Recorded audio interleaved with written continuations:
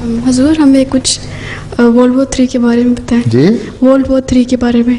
World war 3 के बारे में जी। क्या हुआ इसको?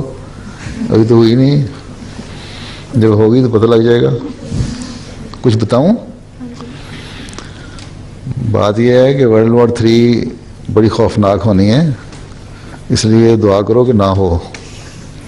और बज़ाहिर होनी तो है, लेकिन अल्लाह ताला टालता रहे, लोगों को अक्ल देता रहे, क्योंकि उसके बाद जो चौथी जंग अज़ीम होगी ना, वो एटम बम और गोली और बंदूक और तोप से उससे नहीं होगी। कहते हैं कि वो जो चौथी जंग अज़ीम होगी, इतनी तबाही उस थर्ड वर्ल्ड वॉर आ चुकी होगी दुनिया में कि वो फिर डंडों से लोग लड़ेंगे। अगर लड़ाई करनी होगी तो हाँ, फिर वो अपने पिछली उम्र में चले जाएंगे। लेकिन बात यह है कि जब तक इंसाफ दुनिया में कायम नहीं होगा, एक बेचैनी, एक फ्रस्ट्रेशन पैदा होती रहेगी मुख्तलिफ लोगों में, गरीबों में भी। जो अमीर कौमें हैं, जो सुपर पावर्स कहलाती हैं, ये इंसाफ नहीं कर रही। देखो, जब पहली जंग अज़ीम हुई थी, फर्स्ट वर्ल्ड वॉर, उस वक्त उसके बाद उन्होंने लीग ऑफ नेशन बनाई थी, ठीक है ना? इसलिए बनाई थी ताकि दुनिया में अमन कायम रहे। लेकिन नतीजा क्या हुआ कि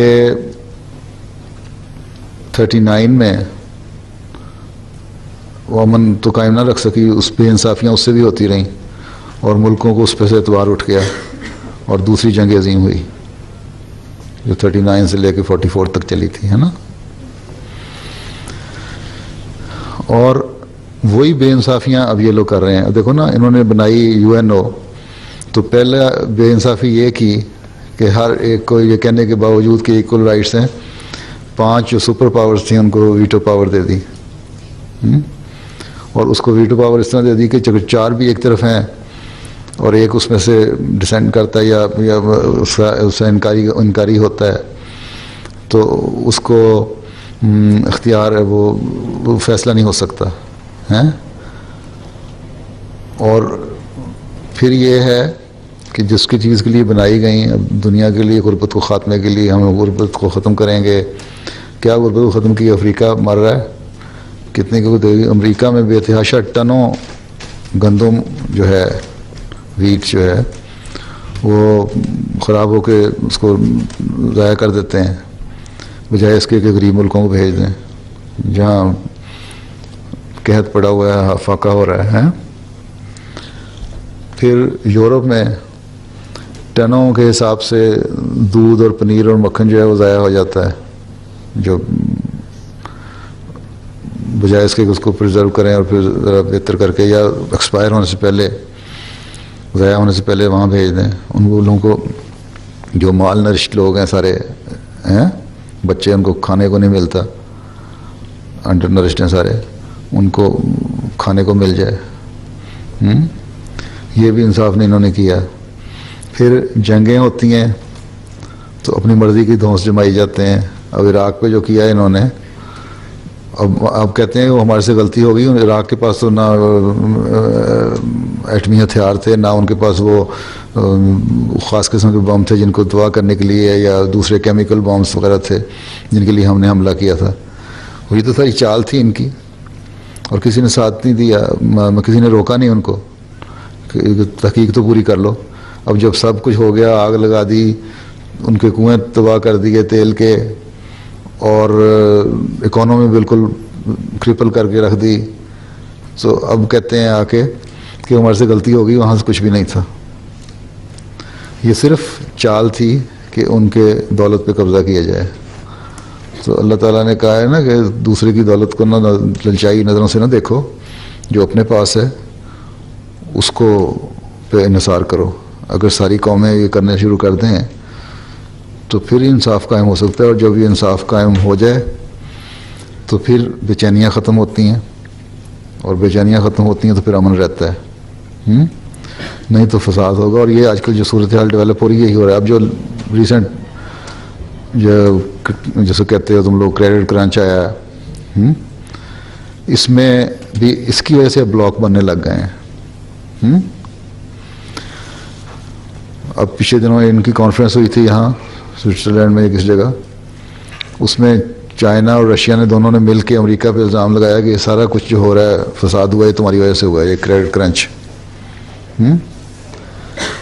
अब इसका मतलब आपस में कुछ लोग इकट्ठे होने शुरू हो गए ना, ब्लॉक बनते जाएंगे।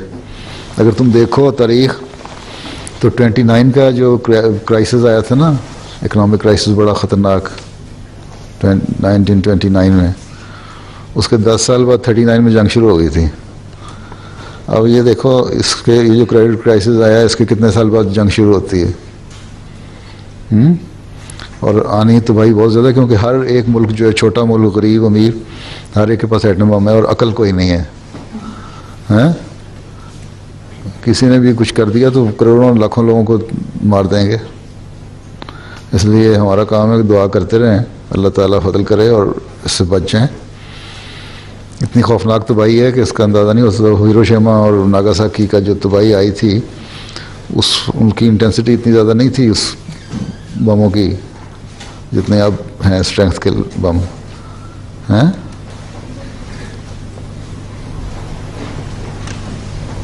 समझ आई?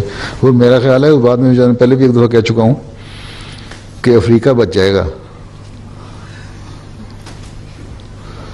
वो इस वक्त तो भूख से मर रहे हैं ना, तो अल्लाह ताला मेरा ख्याल है और मज़ीद उनको नहीं मारेगा। वो फिर अगर वो लोग अकल करें और ईमानदारी करें, अपने ज़राए और वसाइल को इस्तेमाल करें, तो वो एक नई सामने आने वाली क़ुव्वत होगी।